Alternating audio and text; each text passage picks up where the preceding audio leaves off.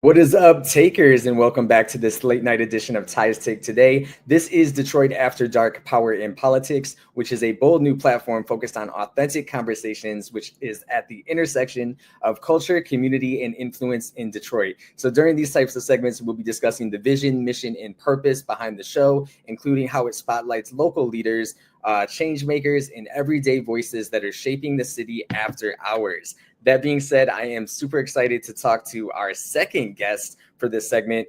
We are going to add him to the virtual platform right now. This is Denzel McCampbell. How's it going, Denzel? Hey there. Good. How are you doing, Tyler? Doing well. Thank you so much for joining us this evening. And I really want to Thanks for dive having right in. As I said in the intro, this is all about up and coming leaders in the community and those that are running for election and really trying to truly continue making a difference in the city of Detroit. So I want to begin by asking you what originally inspired you to pursue a career in public service, and then how did your upbringing in Detroit influence your overall path? For sure. I tell folks, born and raised in the city of Detroit, on the east side, and District 7, I was on the west side. So I went to the other side. I really got started. I was born and raised in a union family. And, my mom she was born 25 miles outside of Selma, Alabama, during the Jim Crow era. And she told me about the images and things that she saw as a child. And really, as I was growing up, my parents really instilled in me the importance around civic engagement and participation. My mom would wait for me to go vote with her and ask me about things. And I'm just this little boy, just growing up and seeing things I've seen on TV, or just asking questions and being curious about what was going on in the world. So I really credit them for letting me really think about those things, think about what was going on, how things were working, how it was impacting people. And from there, uh, you know, continue to be interested in government and policy. When I was in college at Michigan State University, I started organizing on campus around LGBTQ issues, and also really the power dynamics of university administration, and how they were really not answering and to students and our needs. So that got me involved in that. As I graduated college, I interned in Washington, D.C. in Congress. I came back to Michigan and did some voting rights and election protection organizing. And since then, have been working with organizations on the ground around water affordability, equitable development, labor rights, voting rights, and really trying to uplift the stories of folks on the ground, the issues that are impacting folks, and the solutions that we have. I'm a former charter revision commissioner, so a former elected person in the city of Detroit, and also worked with Congresswoman Tlaib as her communications and political director. So I've been in it. I know a lot of the issues, but also I think what is most important, been connected to people and uplifting what's actually coming from the ground. Absolutely. And you were also involved with the Detroit chapter of BYP 100, correct? Yes, Which is absolutely. focused on issues like police accountability and mass incarceration. How did those hands-on experiences, shape your overall approach to policymaking?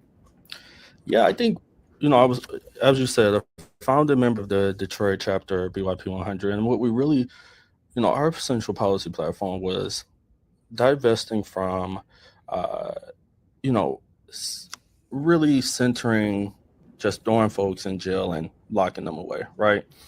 What we really have to talk about, and what's been going on in District 7 around the community violence intervention, and as we talk about addressing mental health, and really getting to the root causes that we know that comes from crime and harm, right? And centering that and those relationships and the root causes, so we can prevent even getting to a place where folks are being harmed, folks are being thrown in jail.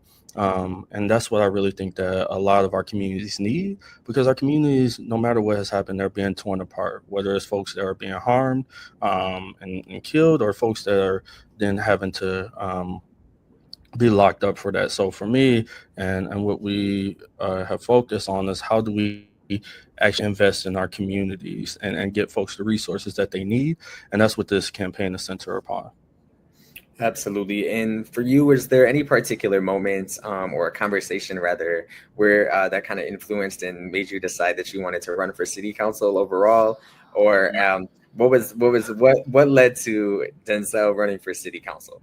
Yeah, no, that's a great question. I would say, we have an opportunity in the city of Detroit to really center what folks in the neighborhoods are needing and what they're asking for when it comes to having, you know, basic needs accounted for. When I think about fresh foods in the neighborhoods and grocery stores, or I think about folks having, you know, safe streets, as I talked about, right? Like having that mental health support, having that those preventative measures in place so folks feel safe in their communities.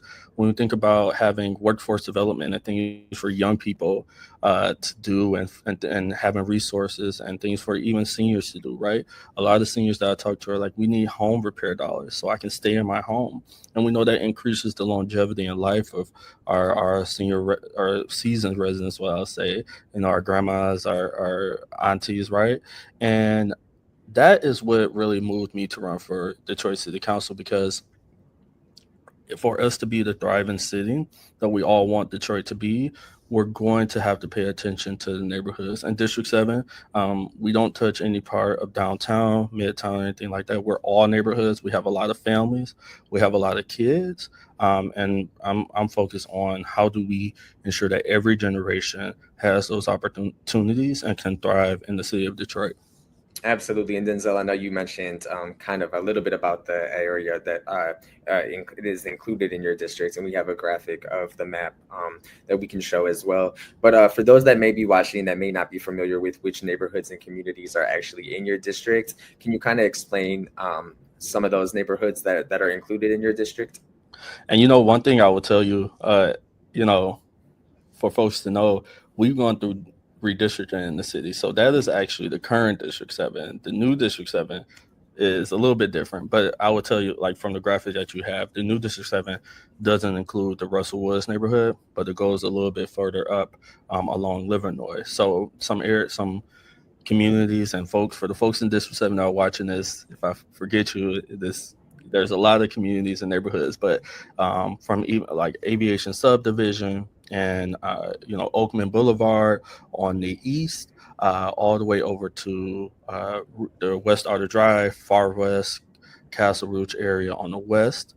In the middle, Plymouth Southfield, you have a a lot of neighborhoods, Warrendale, throughout the District 7. But if you're thinking about the boundaries, out the south, we have the Dearborn Heights border. To the west, Redford. For most of the district, I-96 goes along the north, and then it goes up to Puritan. And then on the west, we have Wyoming and Livernois, and a little bit in that area as well.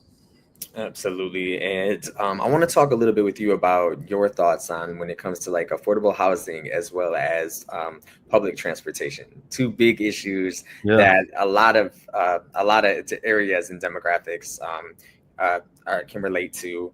What are your thoughts on improving affordable housing and making sure that long term Detroit residents that are born and have been here aren't being pushed out? And then, of course, your thoughts also on like public transportation as a whole. Yeah, so you said it in your question. When we think about long-term residents, we have, a lot of cities across the country. We have a housing crisis in the United States, right? We have a truly affordable housing crisis here. In the city of Detroit, we have a housing stock that needs to be improved, right? And as I talked about, not only is it our seniors and residents, but you go to folks and say, I just need help improving the house that I have or finding a house that is adequate for me to live in. So I really want to make sure that we are gathering resources as much as possible in the city government, the state government. The federal government is a little bit of a mess, but they're going to have to do something as well. But also philanthropy and folks who have resources to say, how do we get those dollars into improving our housing stock that we have currently? And then we're going to have to also build new houses, and we're going to have to make sure that those houses are affordable for folks. And when I say affordable, I mean we have to say truly affordable. You know, it has to be that these mortgages are costing less than a third, no more than a third of folks' income, right? That's what truly affordable housing is. But also, when I think about truly affordable housing, making sure that the rights and protections of tenants are there, and also homeowners, and and and and I think that is key here. We have a lot of predatory landlords and lenders and investors that are sitting on houses, and not making sure that folks can get those houses. So really looking at the policies that we have in the city to make sure that we can get folks those houses as well. And that is how we're going to improve the quality of life for folks in the city of Detroit. Today there's been a lot of conversation about, the increase in population. Yes, that is key. And the only way we're going to increase population, keep population here, is to have truly affordable housing. And then I will also public transportation. We have to make sure that folks have adequate and reliable public transportation. That is key for folks to have the freedom of movement, for folks to be able to get to their jobs, for folks just to get around the city. I think that is what we're seeing with a lot of young folks. To move to a city like Detroit, they want to be able to not have a car. We have high auto insurance here, and we have high auto insurance rates. There's the thing about folks in Gen Z not wanting to drive.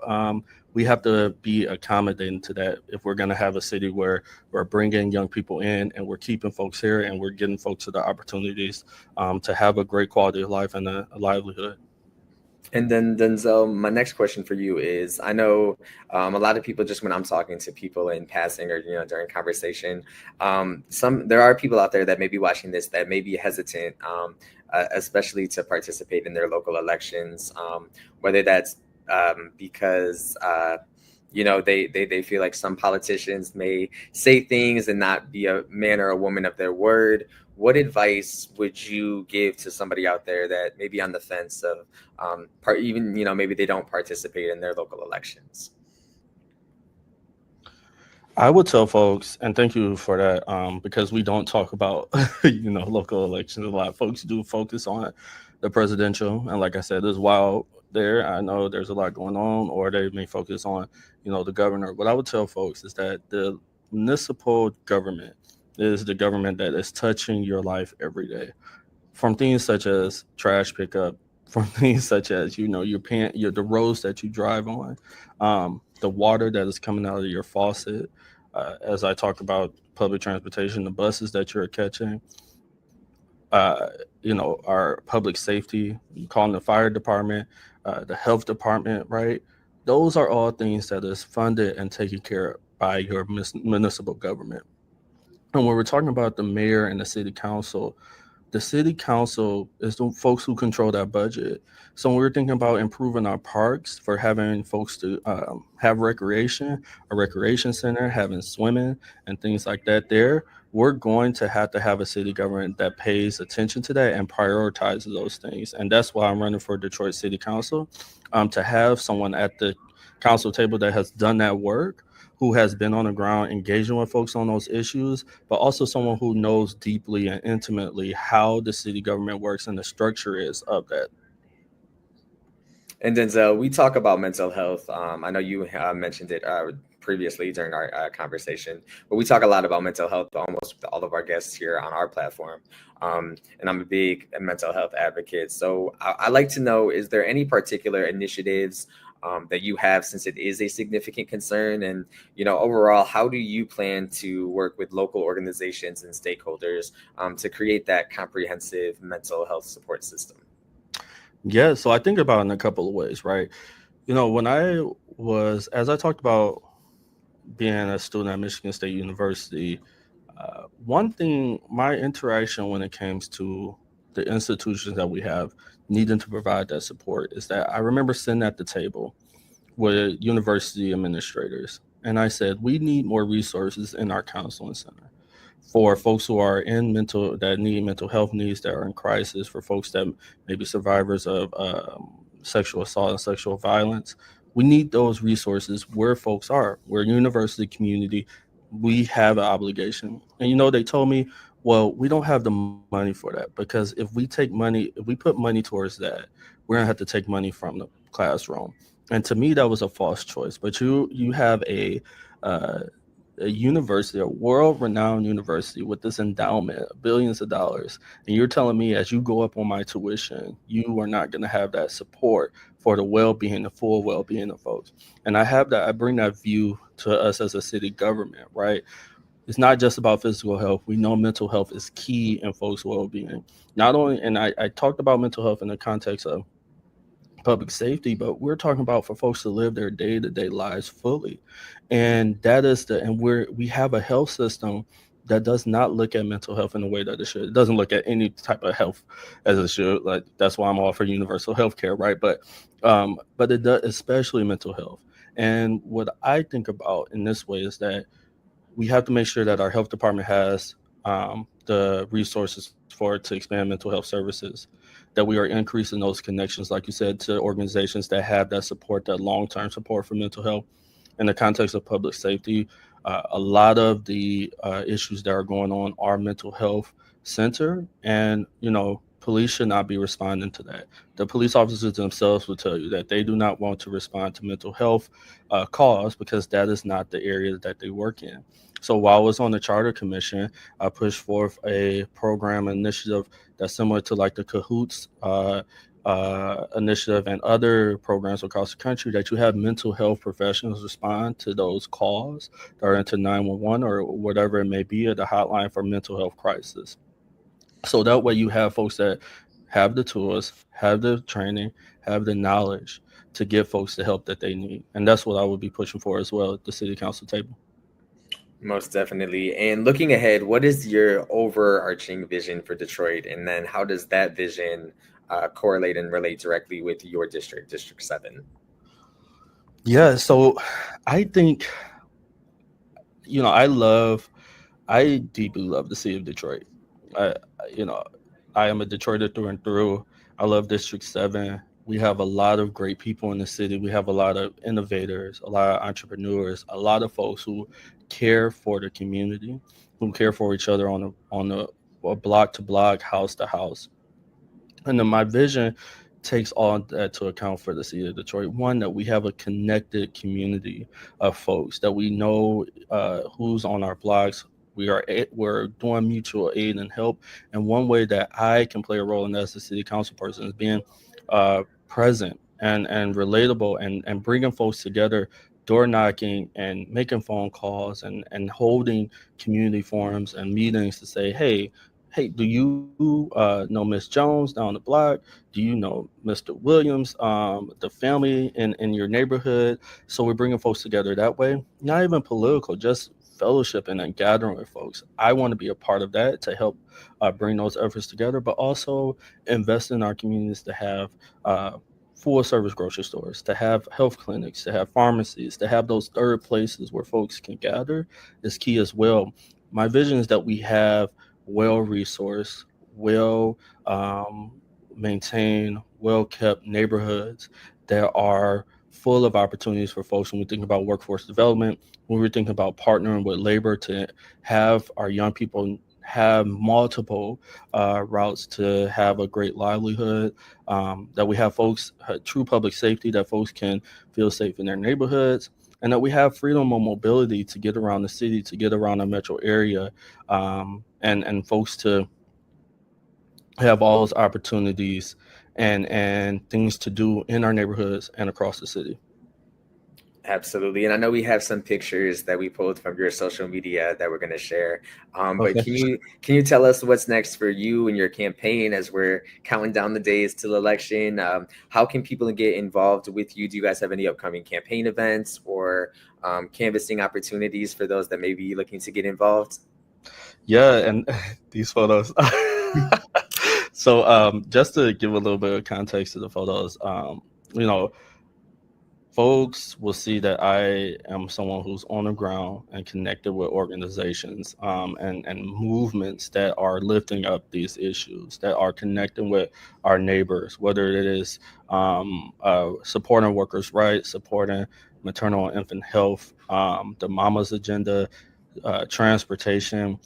that's how I bring about my the vision that I have, and it's a connected vision, not something that just Denzel is saying. This is what folks in the neighborhood are saying. So, if anyone is watching this and you have agree with something and you think this is what we should have in District 7 and the city of Detroit as a whole, please visit www.denzel4detroit.com. So that is all spelled out: DenzelForDetroit.com. There you can learn more about the campaign. You can sign up for our mailing list. If you have a few extra coins to throw at us, please do donate. And then once you get on the mailing list, we'll get you plugged into volunteering as well. What I'll tell folks is that our campaign is a direct voter contact campaign. So that means that we are on the doors, we are on the phones, we are connecting directly to voters. I am one that knows that we have to share this vision with folks because, similar to your question earlier, a lot of folks aren't paying attention to this because everybody has a lot going on. So we want to go directly to the people. So if folks have a moment of their time to give to volunteer, a little bit of coins to donate, we would greatly appreciate it. And then on our social media, it is you can find us on Facebook. Just search Denzel McCampbell for Detroit City Council for Facebook, and on Instagram and Twitter, it's Denz DENZ McCampbell. There you go, right there on the screen. So those are ways that folks can contact us as well. Absolutely. We have you covered on the social media and where Thank you. people can get involved and follow you. We'll also, I know it's sharing on the screen, but we'll also include it in the description and the captions of the content that we post as well. All right, Denzel. So we do this with all of our guests. If you're down to play, it's a quick game of rapid fire questions, some fun. Yeah. This edition is this or that Detroit based. So some of Okay. these, I don't know if you're going to be able I'm to gonna pick get in one, trouble. but Chantel did it, so we're gonna go ahead and do this. And All right, yeah, let's do it. Let's do I'm it. gonna fire them away. Coney Island, Lafayette, American, or other. Other like L. George's is my favorite. I would say Yes. like a local neighborhood Coney. Yeah, it got to be a local neighborhood for sure. All right, this next one, Belle Isle or the Riverwalk. Oh, Belle Isle. Sunset Point is my favorite place to go. It's like just chill out there, watch the water for sure. Motown Classics or Detroit Techno. Yeah, that's a hard one because I love me some Detroit techno, but I gotta go with Motown Classic. That's what my parents brought me up on. Okay. Next one. Yeah. If you could only listen to one Detroit artist, who would it be and why? Oh, Cash Doll. Because that's the Hey, doll. I gotta go with Cash Doll. Yep.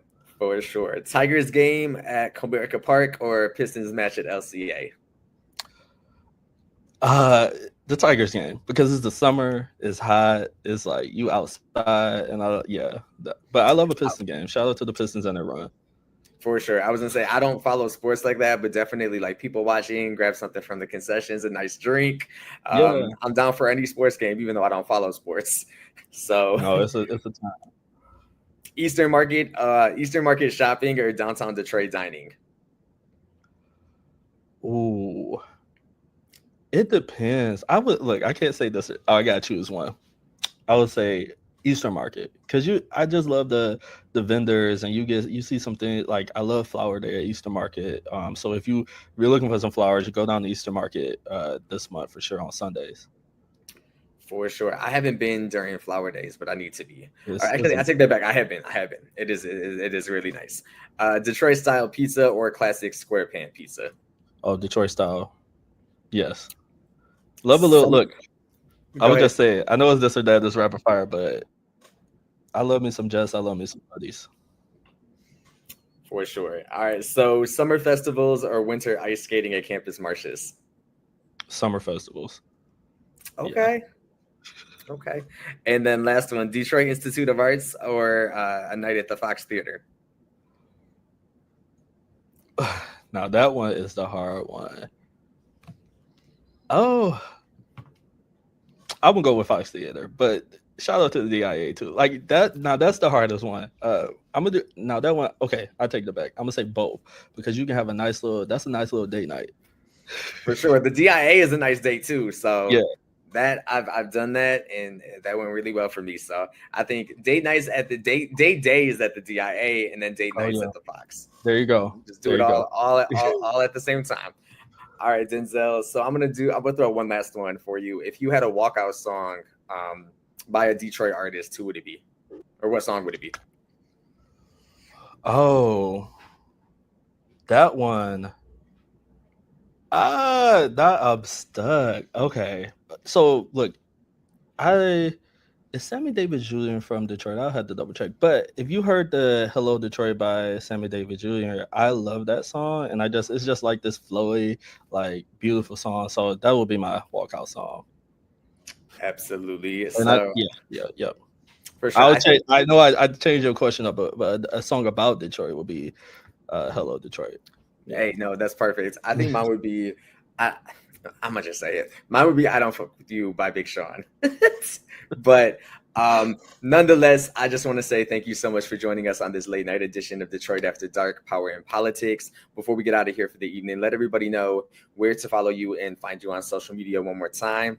And good luck and wishing you nothing but success during this campaign season. And hopefully we'll be able to have you back on to talk to you once you achieve that position on city council. For sure. No, thank you so much, Tyler, for having me on. And thank you for this conversation. It's one that not a lot of folks is having currently. So I appreciate you helping to educate folks. So again, my name is Denzel McCampbell, a candidate for Detroit City Council in District 7. You can learn more about the campaign at www.denzelfordetroit, that's FOR.com.